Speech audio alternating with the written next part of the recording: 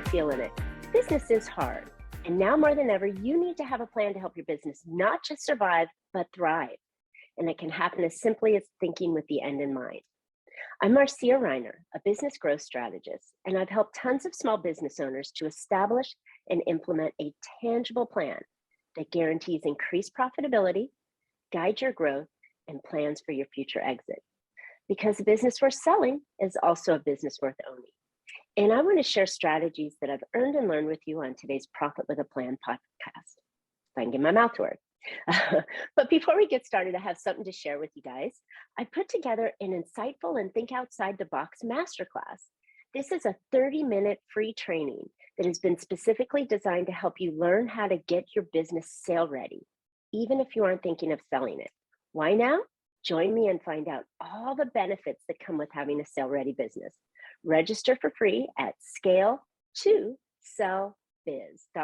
That's B-I-Z. So I'm really excited to have my guest on and new friend, Meredith Vaish.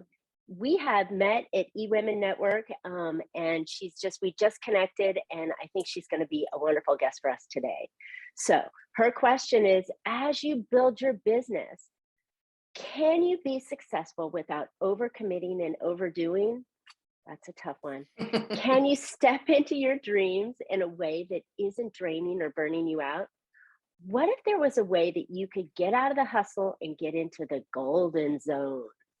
Meredith is a recovering overdoer, like probably most of us on the call today, whose own burnout forced her to quit a 16-year career at Stanford University. Upon leaving, she embarked on a year-long soul-batical, I love that, where she discovered that pause isn't the absence of doing, but it's the most powerful doing there is. Meredith, welcome so much to Profit with a Plan podcast. I'm so excited to have you today. Thank you so much, Marcia. I'm excited to be here. Yeah. Okay. So we were talking offline. Yeah. And I told you I'd just taken a fantastic retreat and mastermind, and then came back and had this huge breakthrough. And I thought it was perfect that you're on today to talk about how others can really maximize what they're doing in a way so they can move to the next level and get that breakthrough. Yeah. So talk to me about pausing and what really that means. Yeah. Well, first let me start with that creator energy, right? So we are all creators. We are creating our life all the time. We are creating it through beliefs and actions and feelings and emotions. And what I found is that when we are not taking a moment to be present and intentional with all that, we are creating by default.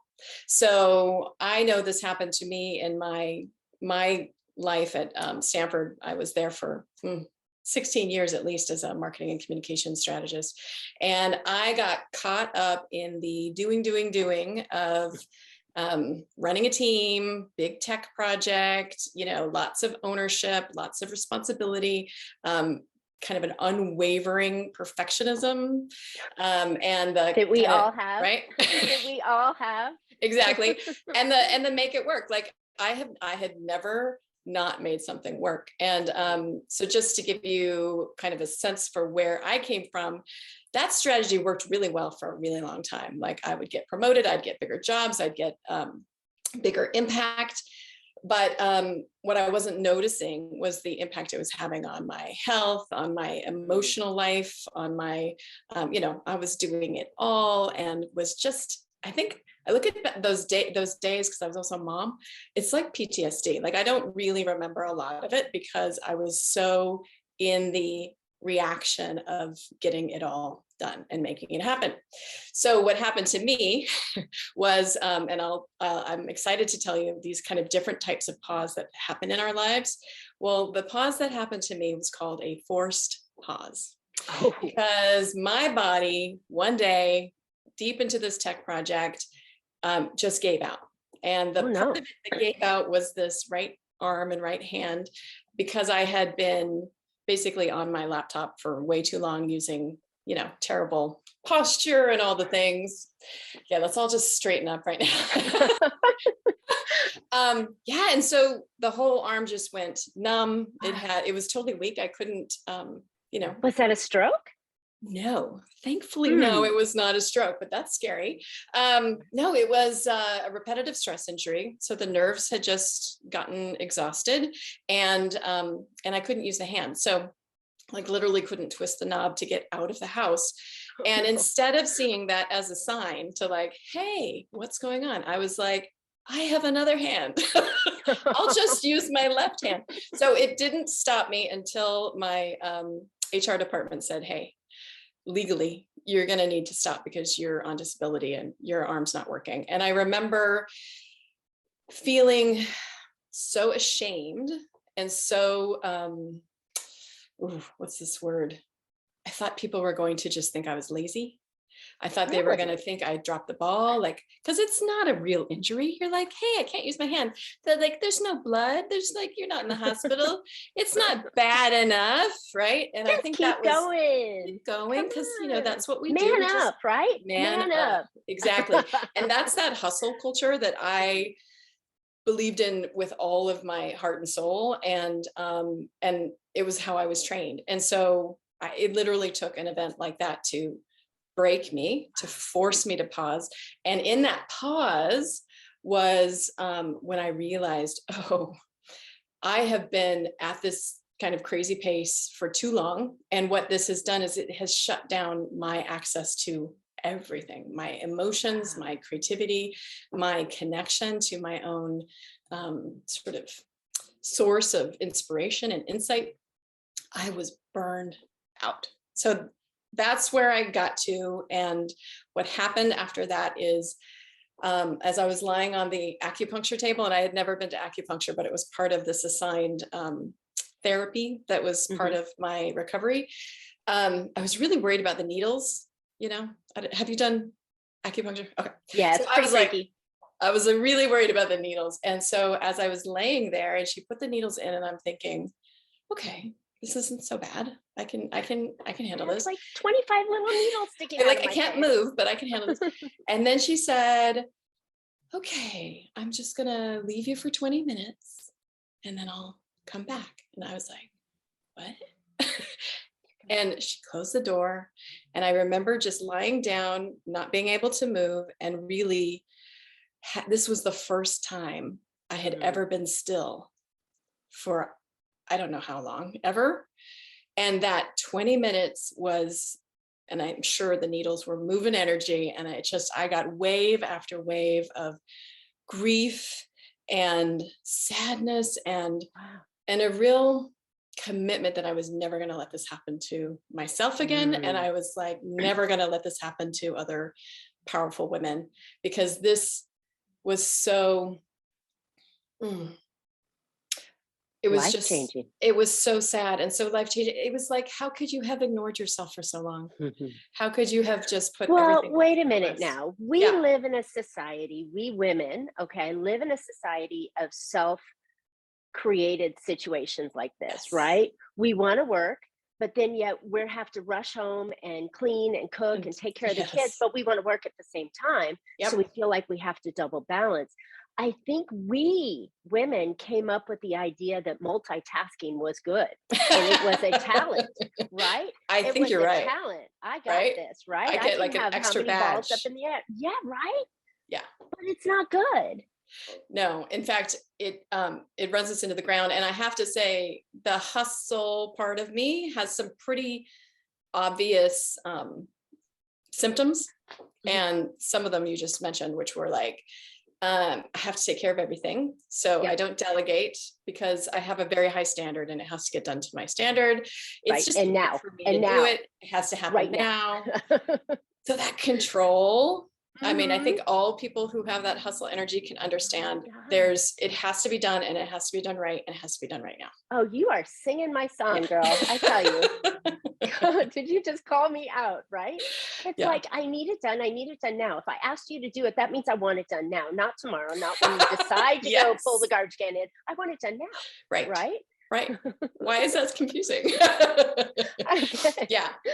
But what happens is we start setting ourselves up for this mindset of, it's up to us. And that's a very, I'd say, toxic, exhausting mindset, because what it does is it divorces us from our great creative energy, right? So if we tap into that maybe higher self, divine, whatever, intuition, when we're tapped into that, it's kind of like what you were talking about as you got back from your trips. You tapped into like this incredible, strong, fruitful energy, and it catapulted you forward. Yes.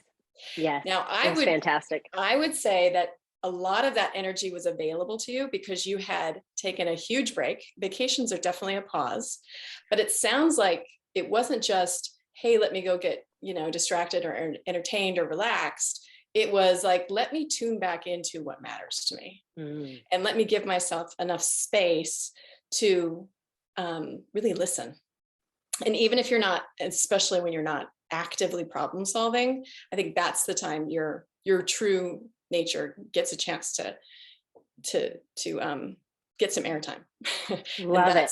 Yeah, that's, I agree. And this problem that we're talking about right here, Meredith, this isn't just women. yeah. I mean, men pull this off and try and do it, and they burn out and crash. I mean, so it's not just a woman's problem. Yeah. But I have to say, it's a very common problem, especially with entrepreneurs when they're trying to do it all. They're just trying harder and harder because that's the mentality. If I just make one more call, Yes. if I just spend one more hour, if I just do a little bit more, I'm going to get and reach my goal. Yeah. But I'm finding that that's not the case. Yeah. And there's so many people out there that talk about time management, productivity, and those kind of things. And they say, just master your calendar and make sure it's all color coordinated, and you just have to act on the calendar. But I think that again is trying to shove too much stuff on, and not giving you the time that you need as entrepreneurs to create and design and to implement and to create, a business that is, wonderful to your customers. Yeah. And work with your customers on the same time. Yes. I mean, I think that time is so very important. All right. I think, so how do you, so that's the gotcha, right? Which is, hey, we know we got to put in the work. We got to do the things. Do we have to do all the things? Not always. I think there's a lot of. Or can we be more efficient at it too? By Definitely taking a step back and saying, is that the direct path, or do I have to do all those 15 steps to get there, or can I do 5 of those steps, right? Yes. So exactly. And I think the really important point that you just made was take a step back, but it's not so that your brain can solve it, right? We often take the step back so that we're like, okay, let me problem solve this. And what does my brain think? And our brains are incredibly powerful machines, and we should always apply them to the solutions that we're seeking. However, there's another resource that we don't use as much, which is, what does our intuition say? What does our gut say? What does our, if we listen, where are we being moved, right? We all have this connection to our own creative source, and it is always going to point us to a path of least resistance where we can get kind of maximum potency.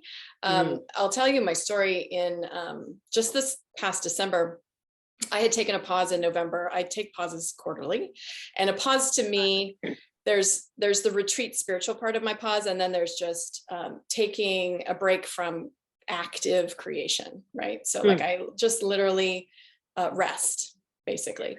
I still do minimum work, keeping things afloat, but I don't initiate any big things. So that was me in November. And it was great because my daughter was home from college and I got to spend time with her and everything was perfect. And then I wake up in the first week of December and I'm like, I have to do something big. So much to do. I have to do something big, right? I got to get back on the radar. And it's funny because I really trust my downloads. I'm an incredibly creative person, and I get really great ideas all the time. So I wake up one morning and I'm like, that's it. I have this amazing idea. And it's got like 16 different parts and it's huge, right? And it's, you know, the end of the year and how to help people with their goals and the blah, blah, blah. And I was, you know, really keeping up with the Joneses, and it was all being fed by scarcity energy, you know, makeup, look the part. It was totally being fed that way. But at the time I thought, oh, this is a great idea. Well, since then I had implemented a new rule, which was I was going to sit with my ideas and ask my guides, my intuition, to vet and validate the ideas before I jump in. Because, you know, I'm creative and I got a million different ideas. Sure. And a squirrel walks by and you're chasing. You're like, bam. Yes. I think that, isn't that an idea. Entrepreneurial thing? That is. But I love the idea of saying, okay, let me sit with it. So like any important decision, let me sleep on it. We all know that phrase, right? But that's the same thing we're doing with our own creative energy is let me sit with it and make sure it makes sense. Maybe test it on a few people. Yes. So my guides were kind of giving me the meh. They were giving me a meh. And I'm like, what do you mean? This is like an amazing idea. All the parts. And so I went part by part to get, you know, kind of a validation. And there was only one part that they were like, yeah, this is going to be really supported at this time. And it was a little download that I had done about a end of year ritual around kind of taking inventory of the year and sort of metabolizing your year. And all the events, they were like, no. And all the newsletter, no, just this one thing. And I was like, okay, so this was me taking a pause to check in and tune in and to listen. What is my creative intelligence guiding me to do? And so I released just that one download. I literally mentioned it in maybe 3 posts, and I got over 100 people to sign up, which for me was an amazing feat, right? Yeah, that congratulations. Proves the point that you don't have to do it all. You just have to do the one thing that is being supported at this time, and really taking the pause to listen and tune in to what that is. That's how you get potent, and that's how you get productive, not by doing all the stuff, right? Right. It's like, it's kind of backing out. Yeah, you said we're always trying to keep up with the Joneses, and often less is more. Yes. You know, just give them the point that they need now, because we in our creative zone, I mean, I was building a course over the last year, and I was like, everything in the kitchen sink and my whole download, and you got to do all this stuff. And then my coach says, no. What exactly do they need at this moment to shift and get them to the next step? Yeah. And I was like, but that's not enough. I need to have a $25,000 stack and, all these crazy things. And they're like, nope, you need to have the one thing that they can achieve and succeed at it.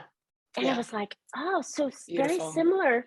Focus, pull it down and listen. And what do they need? What do you need? And oftentimes what you need benefits everyone. So listening to what it is that you need, if you need to, blow off the rest of the day and go for a run, or, have a conversation with a friend. Like, I find those little tiny pauses that are, that you wouldn't necessarily think there's value in because it's not, productive, is really the release that we need in order to switch the subject, stop the problem solving, stop the fixating, stop this little squirrel brain that's like, and just bring your energy back down and get access to like what's available. Because we always have these insights available to us. We just lock ourselves out of them when we're so busy. Love it, because we've got to achieve and succeed and push and just one more and one more and one more, get it done. Love it. Okay. Exactly. Okay. So, wow, that was really, really insightful, because, I know I'm feeling it, but I know so many others are feeling it too and don't recognize it. So your story just, I believe, helped them recognize that maybe you've got to slow down a little bit. So now you've mentioned to me that there are several types of pauses. Yes. Describe pauses for me. Yeah. Okay. So there's 4. The first one is something we do all the time that I don't think we consider a pause, which is just basically distraction. Right. So at the end of the day, not Facebook, right? Not Instagram, but a real distraction, right? Like Netflix. I would say definitely Netflix. I would say social scrolling. I would say anything we do to kind of, at best, distract ourselves, and at worst, maybe numb out a little bit. I know in our household, my husband's got a big job. And yeah, he needs the glass of wine to wind down. He needs to watch a show to get his mind off things, right? And so I actually did a post today. The difference between relax, which is kind of a small relax, and the big R relax, is this difference between distracting yourself and for entertainment, which, hey, we all need it. I'm not pooing having fun with Netflix. But to expect that to restore you is not going to happen. What's going to restore you is the more spiritually based practices of stillness, be in nature, declutter. What are some other fun ones? Listening, like truly just tuning in and noticing your body, like all the somatic stuff. Really powerful. But hang on a second, though. You're asking someone who is a major driver, right? Yes. Who's charging constantly ahead. Yes, I am. One more call to go, wait a minute, stop. Yeah. Do something kind of woo-woo, like, yeah. Listen and be still. Yeah. That's almost impossible. I think it is impossible until you have your own experience of burnout. And you realize that you can't keep going. Like for me, that was in my 48, I think is when I got my first burnout. And I had a couple thereafter, because even though I moved out of corporate, I was still the same, Energizer bunny in an entrepreneurial setting, right? Which was even worse because there was nobody saying, go home. So yeah, how do you— Or you are home. Turn off the computer and go someplace Get else, out of your office. Yeah. And I have to say, my husband still, I watch him not listen. So for him, relaxing is, going and doing exercise or listening to a podcast or, and these are all good and they definitely bring down his stress, but I don't see anything really rebooting him. I don't see anything really taking him back down, like his nervous system down to like a place where he can actually access all his creative juices. I see just kind of like this much change as opposed to this much. And it's up to you. Like, you'll know when it's broken, like you'll know when you keep doing the same thing and you're just not getting good results, and then you'll change it. That has been me for the last year of just trying harder and working harder and plugging that square peg into the round hole and just trying that one more thing. And it really took that deep breath of going, and going away. Now, funny thing, the mastermind was this great marketing convention that I belong to, ClickFunnels. It's a marketing, online marketing world. And we went there and he kept talking about mindset and getting your mind wrapped around. But then I talked to another friend who said, your mind can't solve your mind's problems. No. You have to, which was like, what? That's brilliant. Yeah. Right? He says there's three parts, kind of like the Father, Son, and Holy Ghost, if you're religious, but there's your body, there's your mind, and then there's your energy or your soul or your intuition, as you mentioned, which was like, woohoo. I love that. And so that kind of thing had me step back. That was my big aha from the whole week was, it's not this that I got to try harder. It's this. Accessing needs to, that needs to breathe and be flourished and let out of the box, let out of the cage a little while to bring me back to where I'm supposed to be. Yeah. Well, that cage, I mean, it's such a brilliant description because the cage is all the shoulds and all the rules and all the expectations and all this, like, make it happen kind of dig in energy. It's really a constricted energy.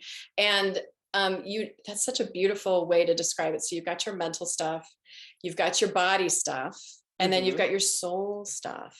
And I guess what I'm saying is the pause that actually works as I think of it as a rubber band. You pull back in your pause and then it springs you forward.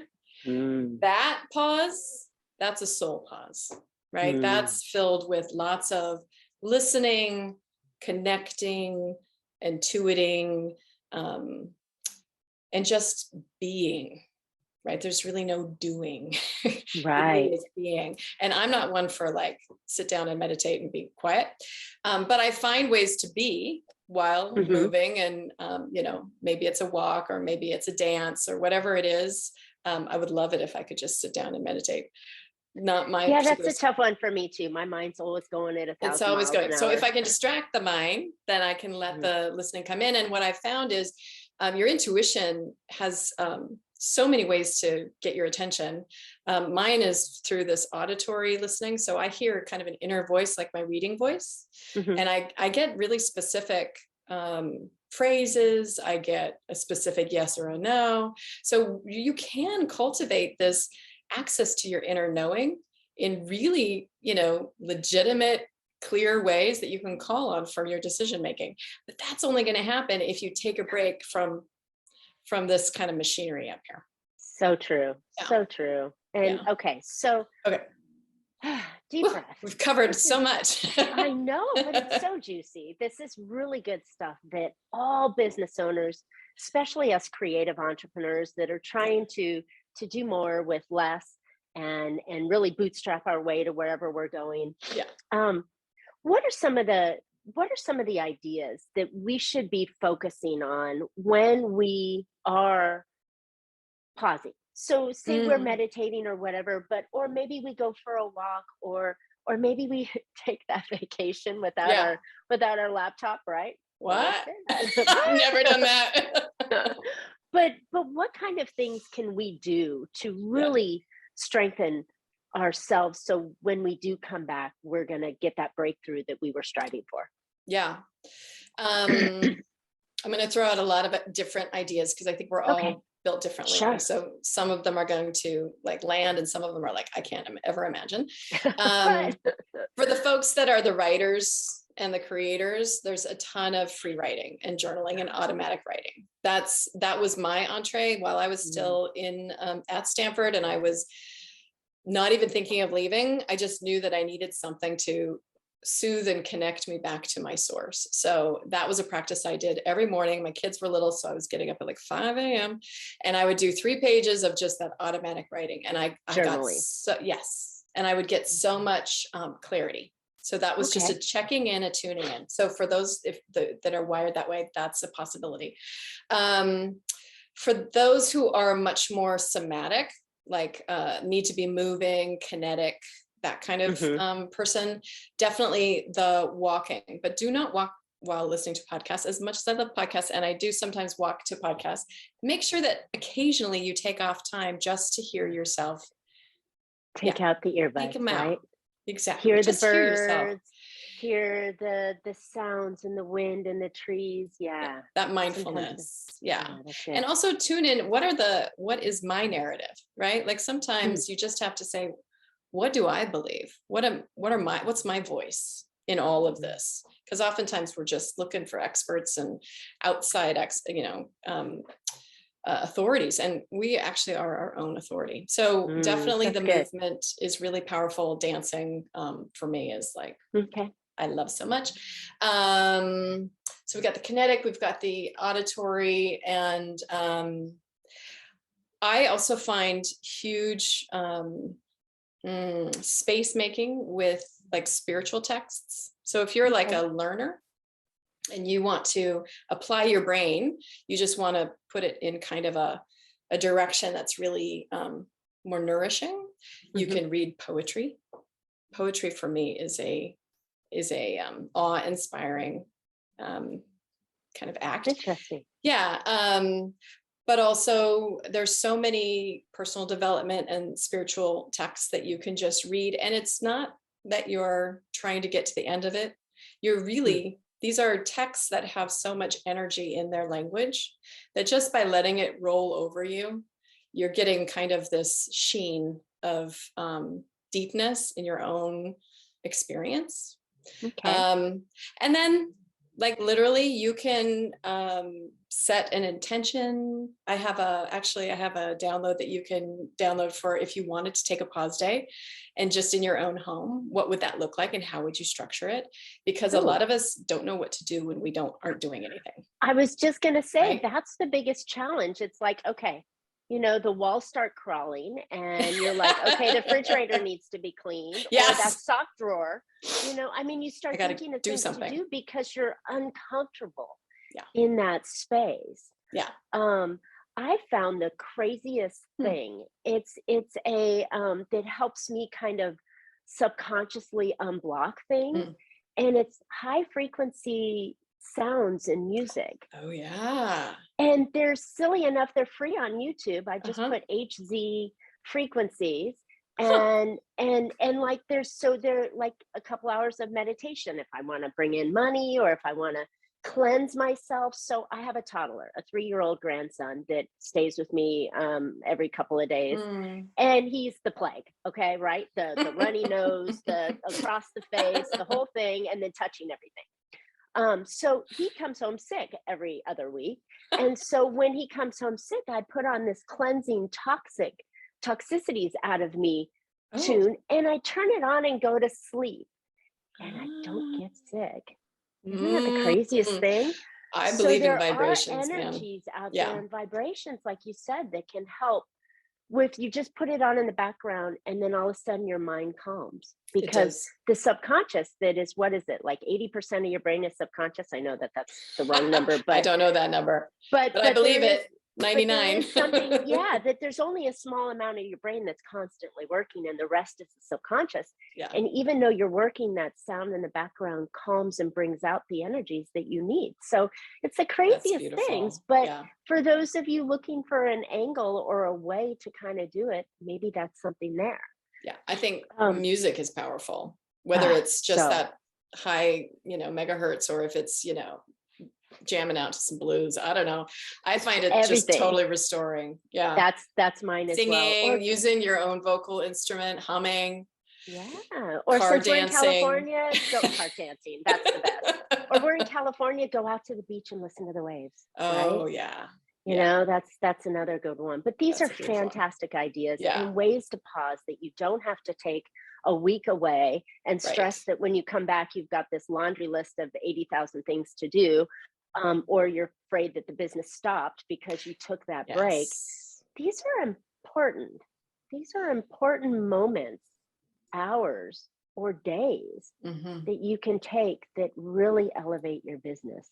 Yeah. And I just love it. And if you're not doing it, then you're falling into those old patterns of kind of racing and constriction and so I think that's the question we have to ask is, are we going to get there with kind of our old tools, or do we want to try some of this, accessing of our own guidance and intuition? If we do, we have to get quiet, or at least we have to pause all the activity to go in and listen.